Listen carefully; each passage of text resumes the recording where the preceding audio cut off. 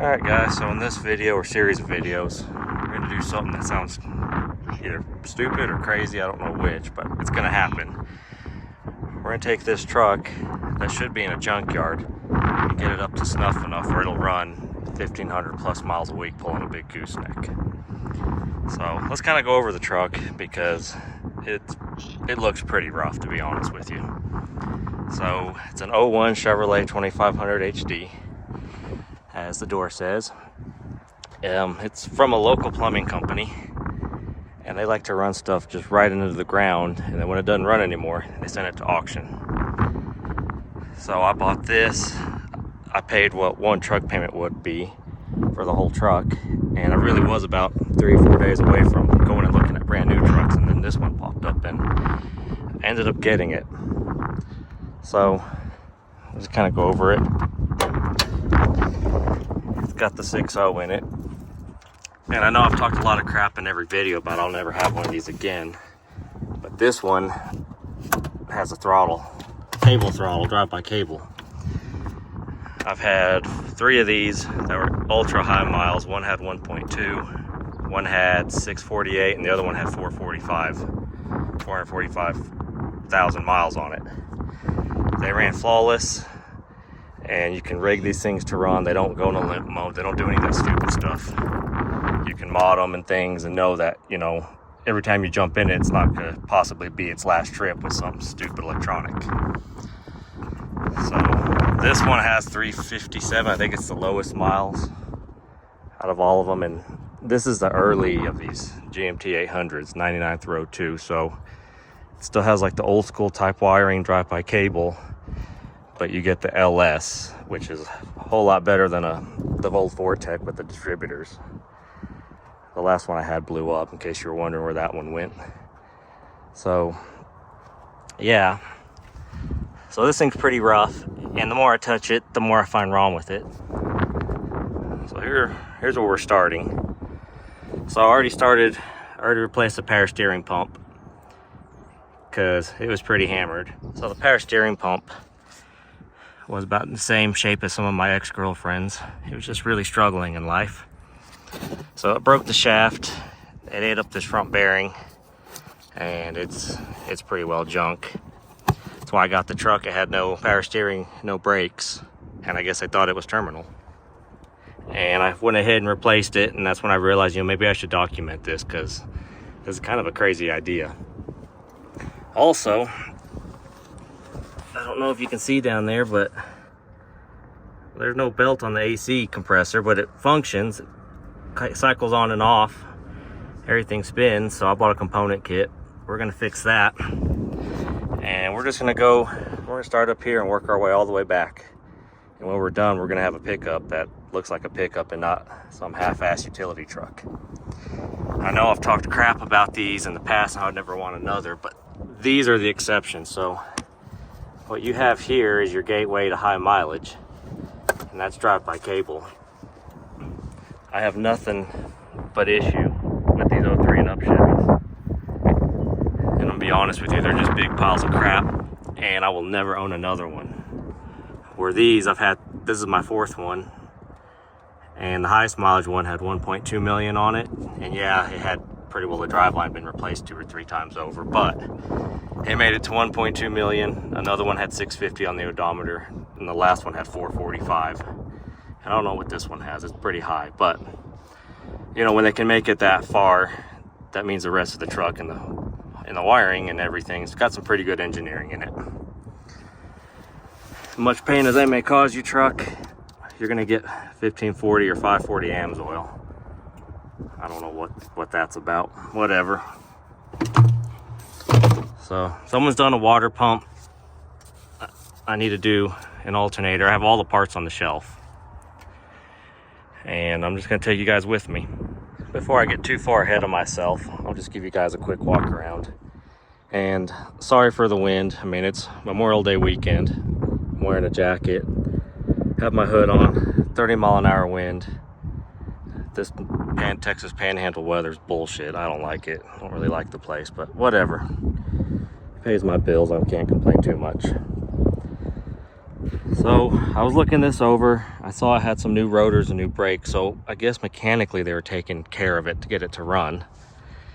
And I know this company, I used them when I worked at the school. They charge a lot, they do good work, but they just can't get it together on presentation with their work trucks. This one's actually a clean one compared to what they have. So it's got decent rubber, kind of dry rotted, but you know, they make good trailer tires. The cab on the truck, I mean, really isn't bad. I mean, it got a couple dings in it,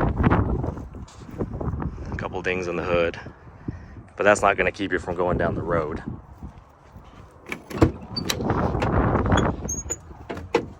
So I thought this was kind of neat. Typical hired hand stuff. So it's a hole burned into the door panel. That's always a good start.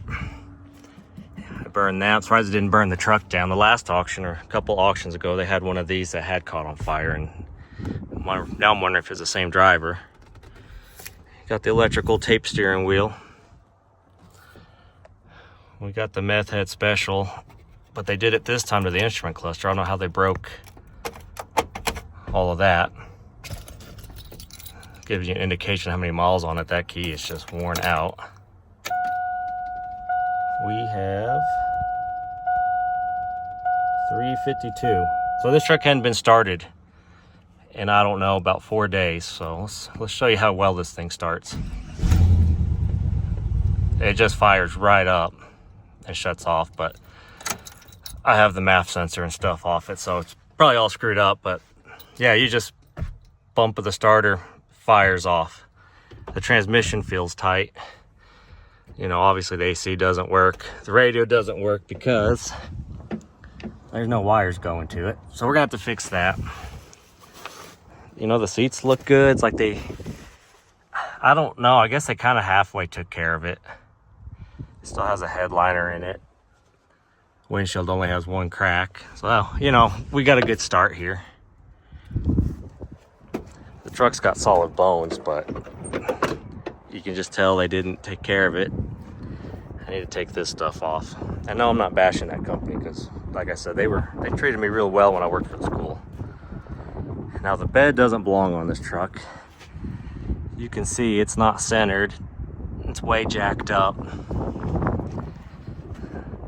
It's in bad shape all the way around. And I originally was gonna scrap the bed. But then I thought, because of where I go and stuff, if I get some stumbling drunk idiot take out the bed or something on that truck, as bad as this one looks, I can always slap it on, back on this or back on that, and be back in business in a day or two. So, you know, having this ugly old thing laying around is better than not having one at all. I think it has 2 or 3 different style wheels. I did luck out. This can be a spare for the other truck. I have the spare alloy. They did do the filler neck right. Doesn't have much rust. This is quite ingenious. So I don't know if you can see, they put a gooseneck plate in it. And I guess when the bed bows with the weight, they put these little legs on there that would touch the frame and keep the whole bed from bowing in. Now you're not supposed to put a gooseneck plate in one of these unless it was made for it, and I can guarantee you this one's not made for it. It's been battered. Someone drew a smiley face. Paint's falling off, but you know, all in all, everything works on this truck so far except for the AC. Came with a bunch of extras, another rim. Yeah, I mean, I think just taking the bed off would improve the truck's looks greatly. I think there's another Chevy wheel. Tires they're usable. Did they modify that? They did. So no telling what this was off of. But it looks like maybe they put it on a Ford, because I know a Ford you have to narrow this down to clear the springs. I don't know, didn't notice that till just now. Looks like it's someone's first day with the welder or fab work. This side doesn't really have any dings, it's just dirty. Got a 3/4 ton second gen Dodge wheel. And that tire looks pretty crappy. But from what I've driven it 3 miles with no power steering. The steering seemed real tight, the brakes worked. Like I said, new rotors, new pads. All the lights work. This plastic deal's on there. Usually that's the first thing that gets torn off and tells you that the truck's a real piece of shit. But it's still there, so I think it's going to be promising. In case you're wondering, this is how in depth we're going to make it. So I'll try to put up a screenshot of what that other truck looked like when I got it, because that's what this one's going to look like. I have 3 good tires. I have a brand new tire to put on that wheel. We have the bumper. We have the bed and tailgate. Got the gooseneck plate to mount, the center caps, and then I had a 50-gallon auxiliary tank we're going to put in here and a toolbox. And I've shown it in some of the other videos, but that's what this is for. It's just you hit a switch in the truck and it starts pumping from the tank into the main tank. I know the internet says, oh, you can't do that with gas, but I did it for 50,000 miles and I'm still here to tell about it, so I don't think it's an issue. But yeah, I'm looking forward to this. My only hurdle, I think, is going to be wiring the lights, because the wiring looks like a nightmare under that truck. But we can figure it out. It's not going to be a big deal. Found a clue as to why I might not have an AC belt. It's this. Now, I know the place that sold this, and it's just a CarQuest Advanced Auto deal. So nothing about them, but this brand, these India-made tensioners, they're just junk. I've tried to use them a couple times and they're just like this powdered metal that's just real, I don't know, it's like they're built out of sand. I've broken them here, I've broken them here, I've had them crack here. I mean, they're just junk. So I think that could be, I hope that's a contributing factor or the reason why there's no belt. So anyway, I found this, got it from O'Reilly's. It's the complete serpentine kit, and this is for the AC part. And here's the best part about it. So, I'm in a Ziploc.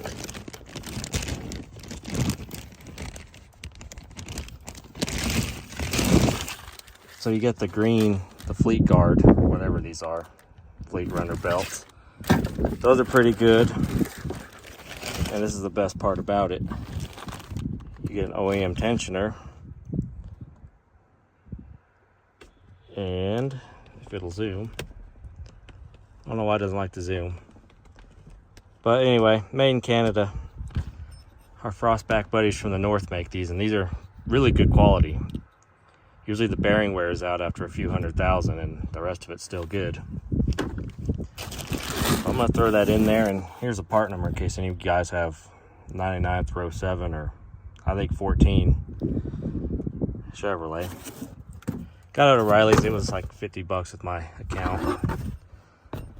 Not real good place to put you guys, and it's just a hassle to get up in there. So I'm going to put it on. You guys can trust me that I do the work. And then we'll come back and we'll see if my power steering works and my AC works. All right, like I said a little bit ago, got a brand new alternator. I don't know what you can see. Apparently I put it on 725 at 19 at 1.25 million. This was off that 1,000,000-mile truck. And it says it's new. Bosch. I think I took it off when I sold the truck, but I don't remember. But I do know it's new. And I don't like the noise this makes, so, you know, if I got it, let's use it.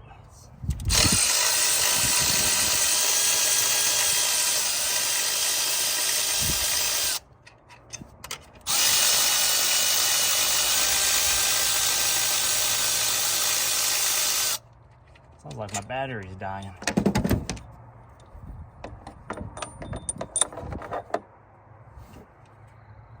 I need to take that off, that would help.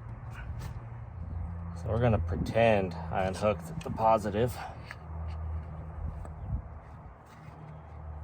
I didn't, but you know, we can pretend. Not gonna hurt anything.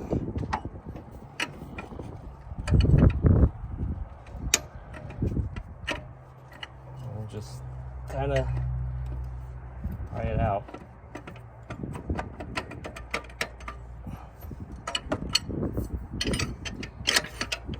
Just like that. These trucks are so simple to work on. So something I've seen people do is they'll break these, or they'll break this bracket trying to hammer these, and you don't really have to tap it very hard, just a bunch of small little taps and you'll get them come back out. See, it's all you need. And then this thing should just drop right in. Don't like the looks of that, but we'll deal with that later. See, there we go. Now next, we're gonna tackle the AIC, the idle air control, intake air control, you know, whatever you wanna call it. We're gonna tackle that too. I don't know why that's open. But anyway, so I don't remember quite how it works, but it bleeds air off and lets it idle with the throttle plate closed, which we're gonna clean too because it looks pretty dirty in there. So I'm gonna get this off, just a couple torques. Probably should have done this with the alternator off because it looks like it's gonna be in my way, but that's another thing, you know, I know better and I forgot. So we'll take that off, give it a good cleaning, and then I think we'll be ready to fire this thing up. Well, I got it out. It's those two little Torx bits. That's what's in there, and it just comes around and you end up in there. I guess you can see the sunlight coming through. Anyway, basically all I do is I just clean them off with some throttle body cleaner, carb cleaner, whatever. Spray it in there, spray it on here, and you know, really nothing to it, but it was idling high. Could have been because the evap port was open too. But you know, I'm here. I believe in touch it once. So let's just see how dirty it is.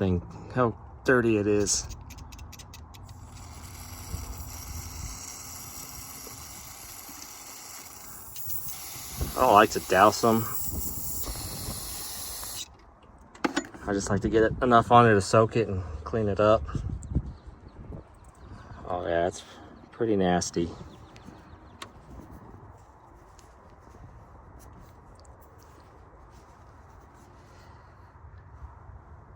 Yeah, that's a whole lot better. All right, so we're back where I was 24 hours ago. Only we should have functioning power steering. And hopefully, I don't know if you see it, functioning AC. It's down there somewhere. Now let me go, I guess give it a start real quick, see what happens.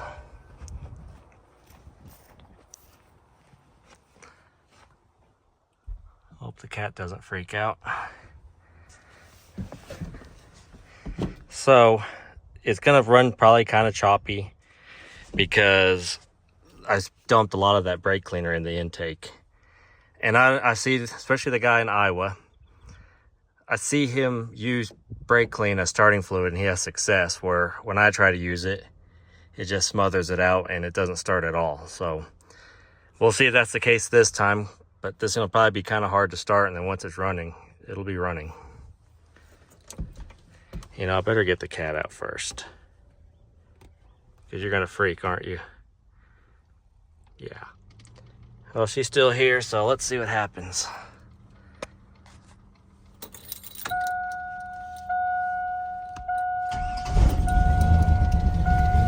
It's okay.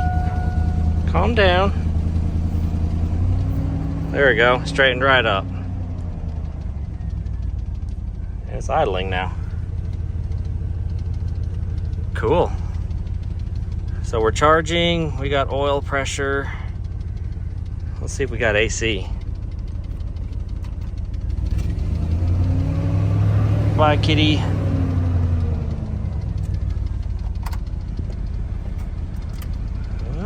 You know, it's getting cold. may have to add some to it. Oh, I didn't even check my steering. Probably need to add some fluid to it, top it off.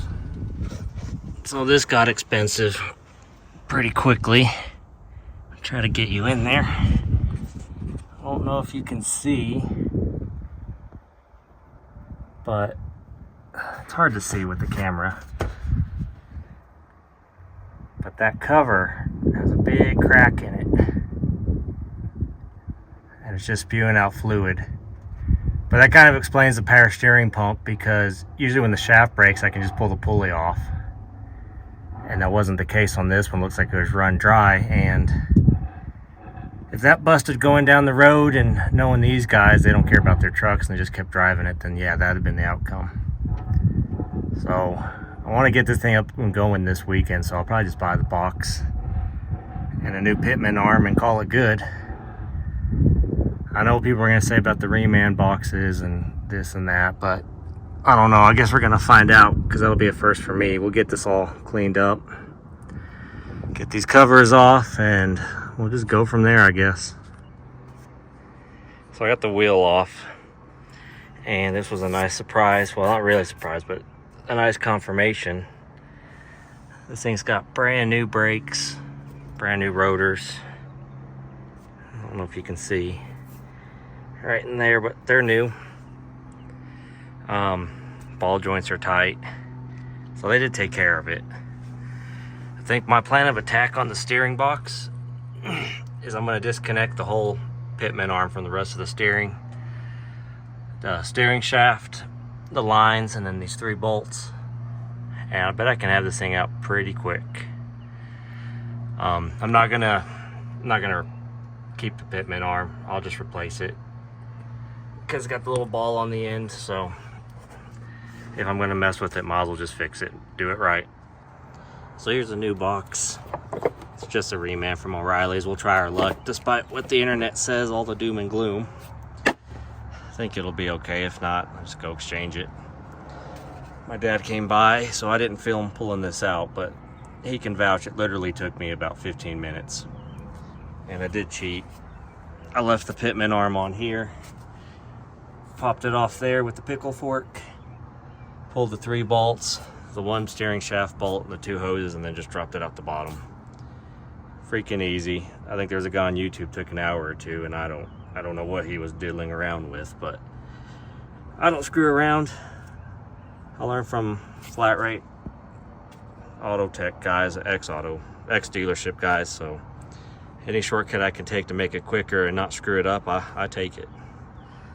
So I might set you guys up and you can watch me try to fumble this thing back in, because I know it's not going to take me 15 minutes to put in, but I might leave you guys watching, and maybe it will. We'll see.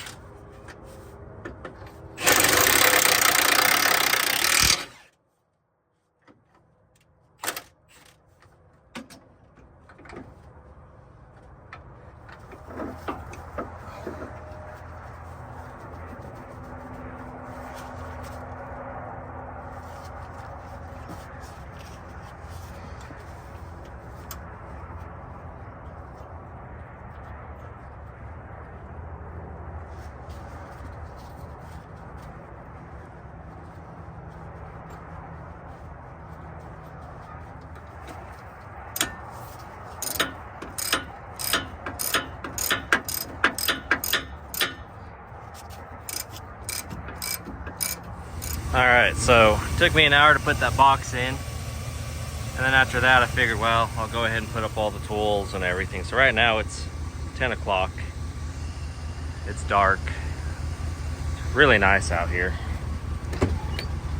That's why I like the roadside field work. It's middle of the night, it's really peaceful. I don't know if we have a dome light. No. Anyway, I don't know if you can see, but we got power steering now. I would go take this. We'll go take it for a test drive, but that's straight, I think. Straight enough. I'll take it for a test drive, but I haven't torqued the wheel down. Now I guess we can check AC. I don't think you guys can see very much, so we might do this tomorrow. All right, take you under the truck and kind of show you some of the stuff I found. So we got oil coolers leaking, the lines. So we gotta fix that, that'll be next. You know, it's always good when you gotta bust out the welder to do an oil change. Not the best welds, they totally stripped it. It's totally gone. But I went ahead and left it because if I strip that, I got some bigger issues and I probably deserve it. I can't tell if the engine's original. It seems to run too good for 350, but you know, who knows? It's pretty dirty. It's caked on there pretty good, but then again, there's more caked on here than the engine, so maybe it is replaced. Transmission appears to be replaced at one point, so that's a plus. I can't see it having 350 on it. It shifts too good, it's too tight, so I'm gonna go ahead and say it's been replaced. Whoever worked on this truck did a good job, I will say that. I'd heard that they had an idiot, but I'm not seeing it. So let's have the cats replaced with high flow ones. Save me the trouble of doing it. So here's first issue I found is the transmission mount's gone. So I'm going to replace that. And I don't know if you noticed, you know, I don't think you can see, but the transmission or the oil pan is sitting almost on the cross member. So a new one should gain us another inch or so, get that oil pan off the cross member. And then the next issue, quite a big issue. And I'm trying to get it where you guys can see, but that's your carrier bearing, center shaft bearing, whatever you want to call it. I always call it carrier bearing. It needs some help. But other than that, I really haven't found anything wrong. The other high flow, the person that did that, good person in my book. It does have a good sound to it. The rear differential seeping a little. I bet I'd be willing to bet that, what do you call it? The vent's clogged, wherever the vent is at up here. Stock exhaust that has new brakes all the way around. The shocks aren't original. Factory exhaust, I think I just said that. They got good penetration when they welded that hitch in there. But yeah, that right there, you know, that's obviously, that's not, this bed didn't have a factory gooseneck in it. But yeah, that's really all I found. It's pretty clean underneath, like I said earlier. One thing I did find that's going to be a hurdle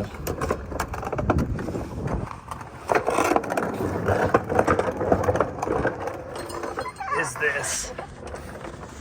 So they welded the bed to the frame, but I think I'll just take the plasma cutter. I don't know if they cut the frame or not, but I don't care. Bed's still going on, but I'll just take a plasma cutter and we'll just cut just right up here on the frame, cut it out both sides and call it good. But otherwise, I mean, you know, like I said, the differential's leaking a little. Clean the vent, torque them, I think it'll be okay. Got a drain plug on the bottom, so I don't have to pull this off. I don't know if the last guy knew that or not, but we'll do that. Fill it with AMS oil, and I think we're good.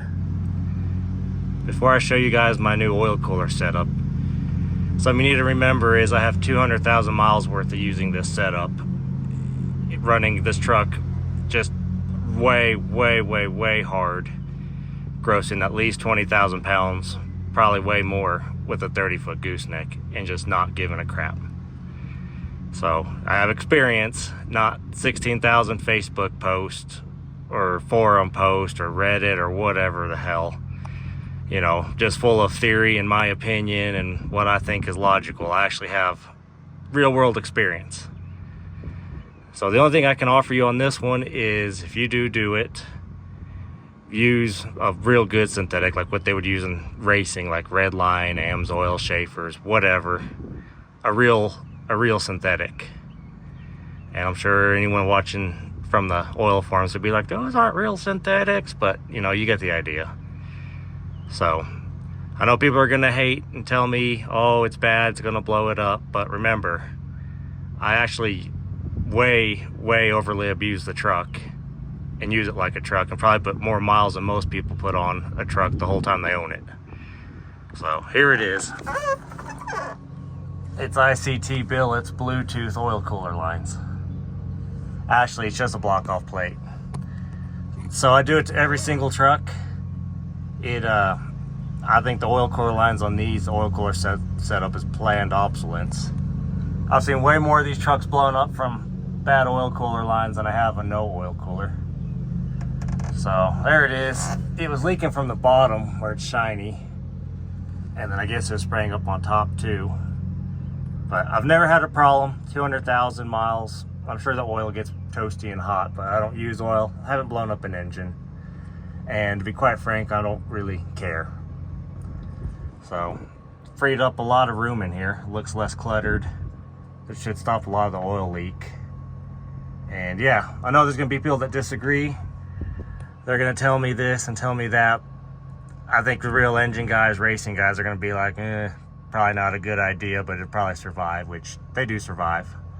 I've pulled the pan off them. There's no discoloration on the journals or the pistons. So I don't think it gets that hot. So, but yeah, I know it'll generate hate, but I do it to every one of these trucks because I'm for reliability, not stupid GM shit that's gonna fail. So anyway, next up we're gonna tackle the that transmission mount, because as you see here, that's pretty well touching the cross member, and that's not good. And I can feel a buzzy vibrating inside the cab. So I'll set you guys up and we'll see how fast we can get this mount changed out.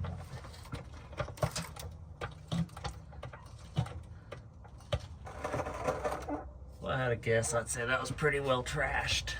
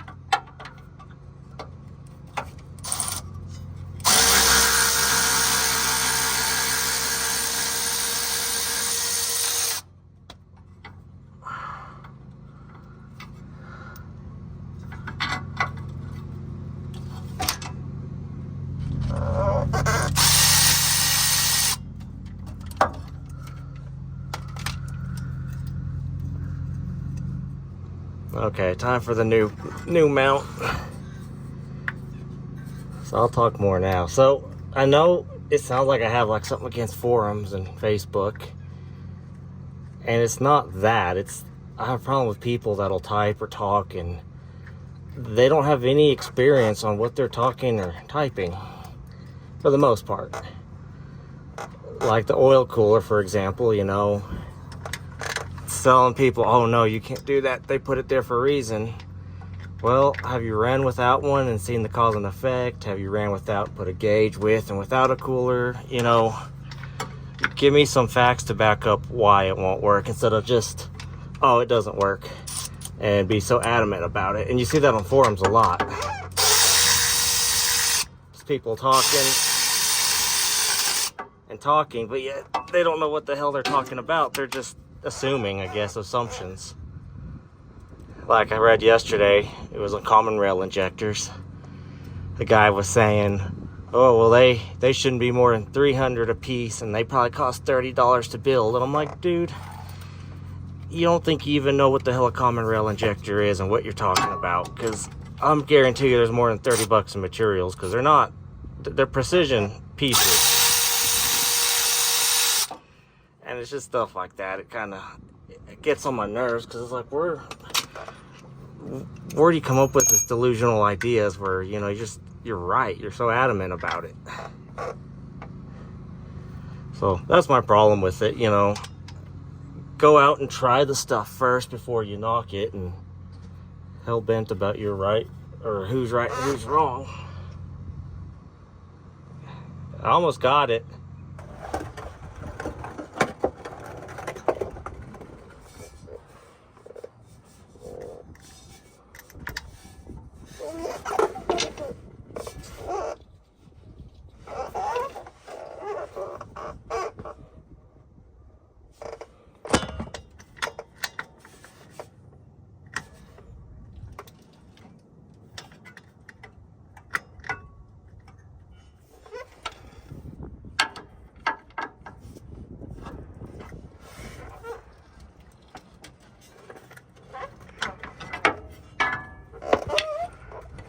All right, I think we got it.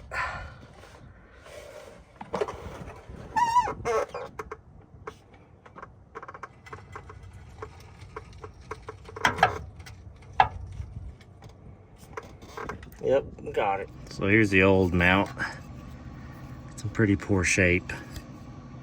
Looks to be original by how rotted and how much buildups on it. Didn't do much for fixing our oil pan up there. I don't think you can see it, but probably more noticeable once I clean it off. So I already got started on the drive shaft. You can see it's pretty wasted. There's nothing left of that. So I don't know if I'm gonna take it somewhere or try to do it myself. I'm gonna try to get it out of here first. Not hard, I just need to get a drip pan because it's starting to leak fluid out, but I think it'll be pretty easy, we'll see. So I got this all fixed up. That's not loose. And went ahead and checked the fluid in it.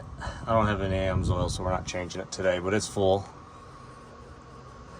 Doesn't have a whole lot of wear in it, so that's good.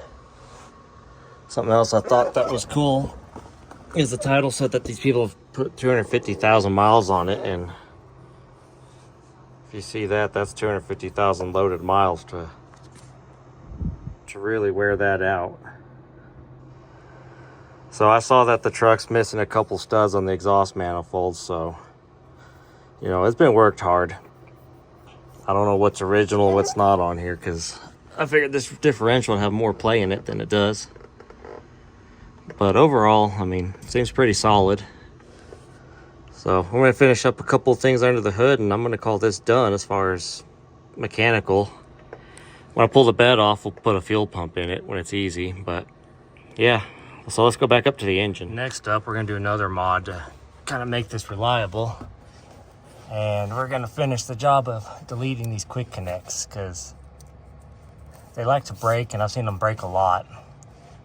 And I think they're in there for production, but I'm not for sure. It's kind of something I've read. Kind of just clips on. But anyway, the end of them breaks off, leak out all your coolant, leave you on the side of the road if you stop, or you can cook the engine. I mean, I've seen people do it both ways. It's, you know, it's whatever. They kind of did it here, but I don't like how they did it. It's not right. So I'll show you what I do, my method of doing it. It's pretty easy, and yeah, it makes a couple more leak points, but it's not the end of the world. It won't leave you on the side of the road anyway. So here's what we're using. It's just a couple pieces of silicone. You can use any kind of heater hose. I mean, I had this laying around, it's just 3/4 inch. And then these are the keys to success right here. It's a 5/8 to 3/4 adapter. I prefer the aluminum ones. I think ICT makes them. These are just Gates plastic, but I hadn't had an issue yet, so I'm gonna go ahead and use them again because that's what I had. And I'll show you guys kind of the finished product. I'll let it roll while I put it together because it's really quite simple. All right, guys, so what you're gonna do over here, pretty simple. You're just gonna slide it on and call it good. They fit pretty snug. So, I mean, it's not like it's gonna come flying off on you. I'll just do it like that. I try to get it over this ridge so the hose clamp will kind of have like a barb to clip onto. And that's why I like the silicone, because I can get it on the other side and not have to exert a whole lot of force, because I don't want to break the heater core. I don't like pulling dashes and stuff. That's not my thing. Some of these vehicles, if they don't mean much to me, I'll sell one before, you know, we're pulling a dash for a heater core. So something I did want to say is, and I have a bad time about reading the comments. I'll upload a video and sometimes it takes 2 days for it to upload, but I'll hit the upload and that's that at 2 in the morning. So very rarely do I get to see the comments because I'm just busy, but I guess my dad was telling me about them and my friend and on the tractor video, and those are actually pretty entertaining. We got a good laugh at them, guys. So I think one guy was talking about articulates or something. He's really intelligent. Even though someone was calling him, asking if he was stoned or something. And the guy was saying that the 7.3s aren't high maintenance, and I mean, yeah, he I guess in a way he's right. If you're not going to run them a ton of miles, or you have one that's just freshly rebuilt, then yeah, they're actually pretty reliable. But in my case, especially around here, all of these things are just, well, you don't even see them anymore, but when you did see them about 10 years ago, they were all worn out and dead, and they weren't reliable. I think the last time I had one, I don't know, maybe it was 5 years ago, I think, and it was a dead truck, and the last time I've seen an IDI. But yeah, I just want to tell you guys, I thought the comments were pretty funny. I got a kick out of them, not even mad or anything. Uh-oh. There we go. Unclamped the pinch pliers on accident. So yeah, that's all there is to this. Pretty easy mod. Good for the reliability standpoint. Okay, here's the finished product. So it just clamps right onto your heater core. Goes down here with the splices and even stays in the factory cradle.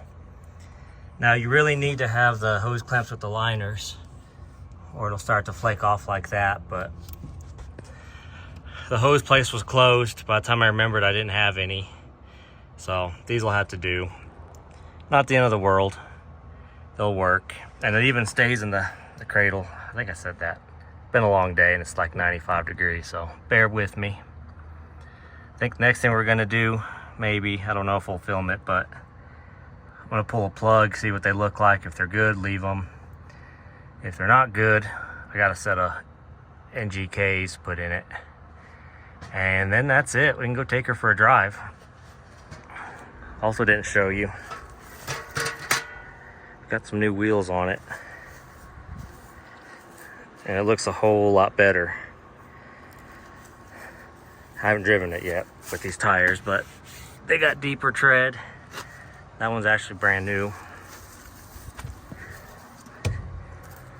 And so yeah, so now it's got all the same wheels and 4 different tires. But it's no big deal. We just want to go down the road. So I'm gonna pull a plug. Probably won't record that because, you know, everyone knows how to do that, I think, mostly. So if I find anything interesting, I'll bring it back. So it looks like it's got all the gap in it. Seems like a pretty wide gap. These are Autolite double platinum, so they're not factory. Who knows when they were replaced last. Curious as to what the gap is.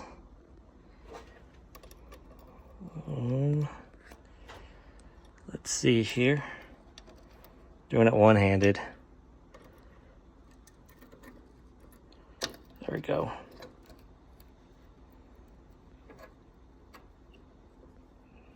I'm being gentle with it too. So it looks like we have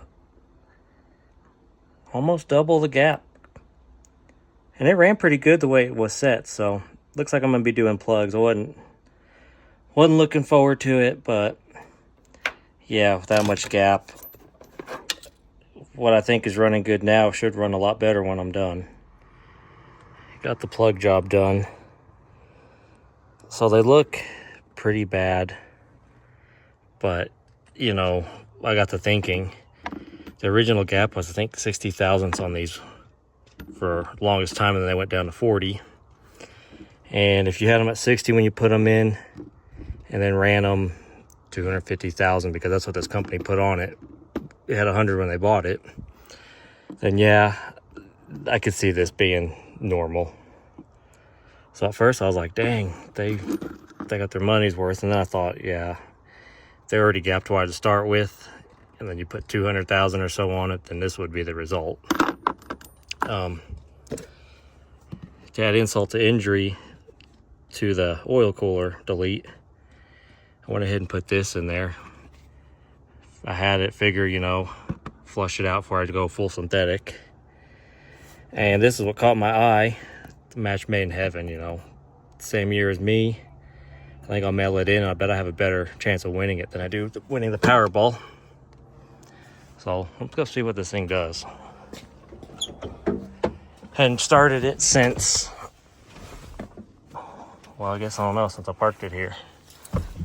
When we did the power steering a couple days ago. That key is way worn out. Oh no, it's dead. Huh, we're gonna have to fix that. Yeah, I left the ignition on earlier when I popped it in neutral to pull the drive line off. That looks better.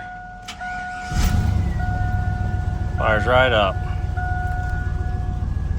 So one thing I noticed is we're gonna have to do the pickup tube O-ring, because it should have way more pressure than that on a cold start.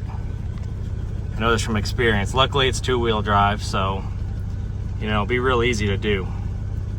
So I'm gonna unhook this, unhook the cables, and we'll go take it for a quick first drive.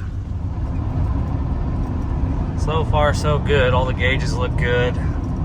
This truck is so smooth compared to the other ones. Got a lot of power, very responsive. And the other one's an 04, 6.0, 4L80, 410 gears. I mean, same setup.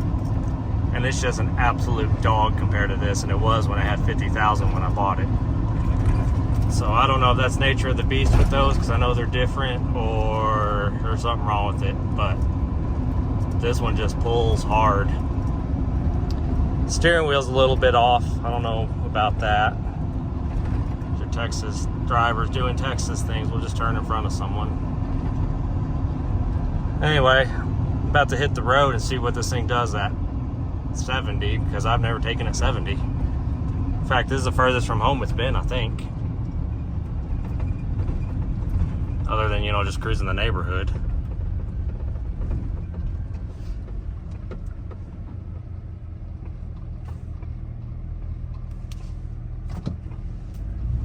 Guess they're not coming. Okay.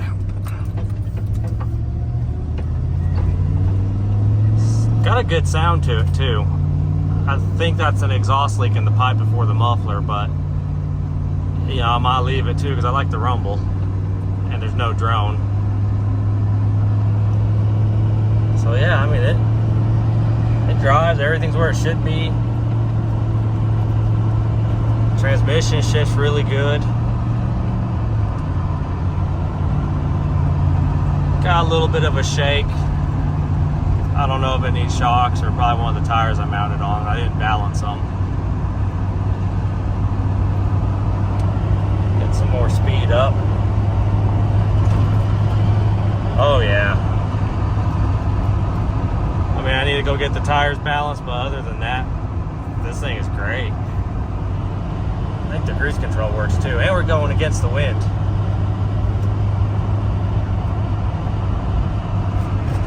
Yep, we got cruise. Nice. So tomorrow's Memorial Day, it's Monday.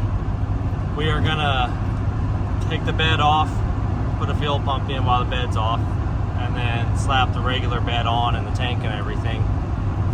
And I'm gonna do it probably the most redneck way ever, but if it works, it works. So we'll stick around because that might be worth it. I don't know how good or bad that's gonna go over. Don't know what you guys will be able to see or hear, but we got the little plasma cutter going. I always have it full air pressure, full voltage, because it struggles. I think it's Chinese, judging by what that says. But anyway, so I had this all cleaned up. I was gonna make a cut here, and then I remembered how much this little thing struggles, so we're just gonna cut on the line. I got some blocks up there holding up this bed. Got kind of a half-ass safety there. It's probably not gonna work. And I think we're good, so I'll kind of try to set you up where you can watch it. I don't know where it's a good spot, but I'll try to find something. I don't even know if this will make it in the video, to be honest.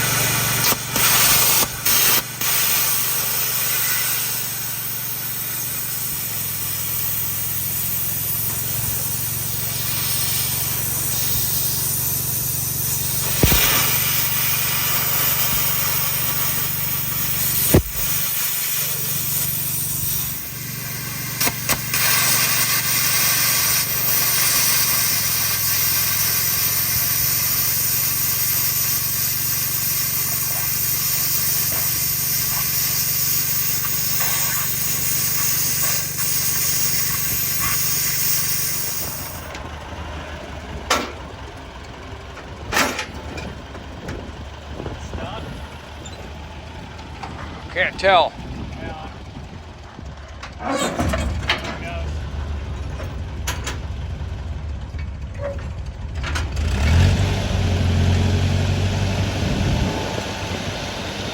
Watch your back glass.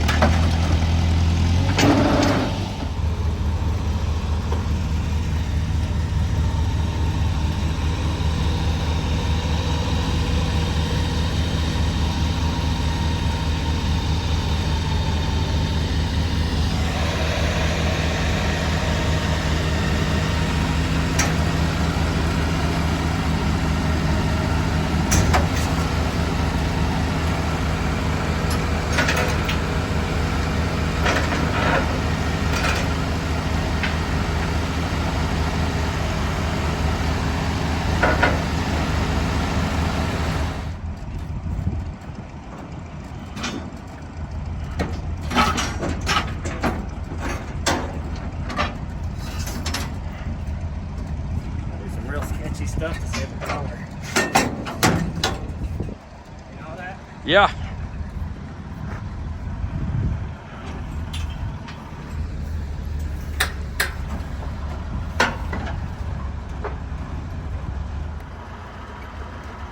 Real sketchy stuff. I feel like I'm gonna die. All right, keep going. Oh, the brake's on. There you go. Keep going. Slowly. You got it.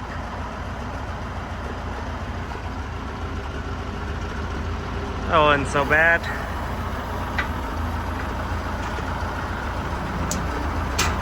I'll feel good.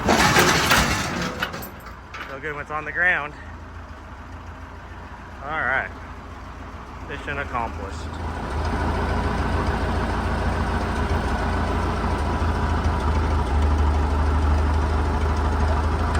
Go up.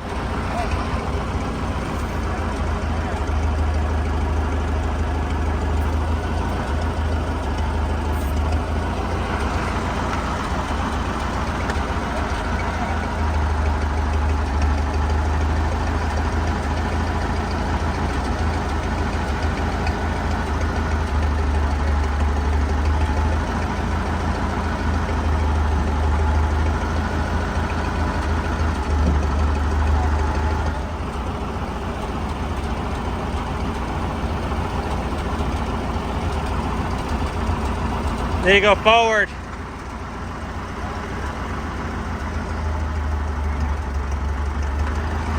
Right there.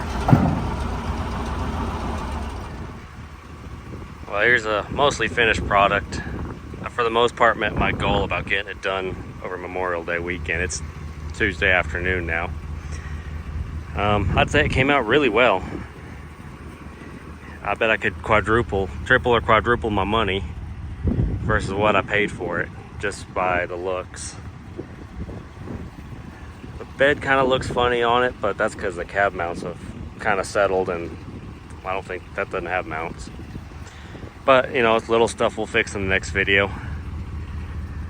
I'm not getting rid of this truck like I have the past couple ones. I mean, I had one of these. It was a 2001, well, just like this one. It was probably the best truck I've ever owned. I got rid of it, and then I've had like 6 trucks since then, and they just hadn't been as good. So these ones that have the, you know, the cable throttle, to me they're the best. So this one's not going anywhere. If we have to put an engine or whatever in it, we're gonna do that. So all I have left really is lights, so I can go get it inspected. I didn't take a video of it because it was really hot, but we got the gooseneck hitch in. I got a brand new General Motors pump in it. This must have been a cabin chassis truck from day one, you know, where they don't come with a bed. Because I haven't seen the exhaust stick out this far in a regular pickup, just the cabin chassis. And I don't know if you can see that. It's gonna need valve stem seals, or probably heads. My plan is to go get a set of used heads, lap the valves, put new seals in it, slap them on here, and maybe I'll do rod and main bearings, but then if I have the heads on and do that, I can just throw a quick re-ring in it. So maybe it'll be like a budget in-frame. Still need to do the lights. That'll be the next video. There's supposed to be a junction box there. They are on the, I call them civilian trucks, not the work trucks. No junction box. So I'm about to go from, you know, where it would plug in to this. I don't know how yet. Surprised the bed isn't rusty. I did a trip to New Mexico right after it snowed. This thing was covered in salt and that red stuff they use, which I don't know, maybe it's salt. I have no idea what they do over there. And then I came home, pulled it off, didn't even wash it. That's just how I do things. Wasn't worried about it. There's the filler neck. I used all the hose and clamps off the old filler neck that was on here. Piece of exhaust pipe from the turbo 8 in. And it worked. Still need to put my tank in, toolbox in. I'll be glad to have an extra compartment free on the other truck.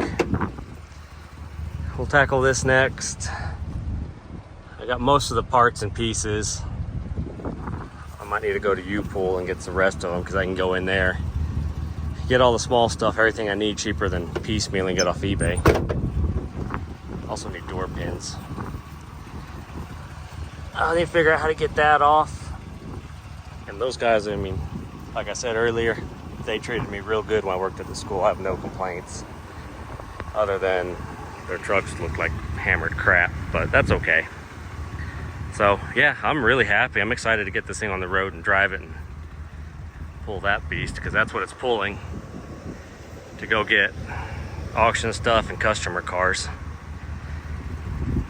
And I'm glad I found this, because I was about 3 days from going and test driving brand new trucks or 2-year-old trucks, and just, you know, make the payment, write it off as a business expense and going. But I think this will serve me just as good as a new one, with one less zero at the end of the price.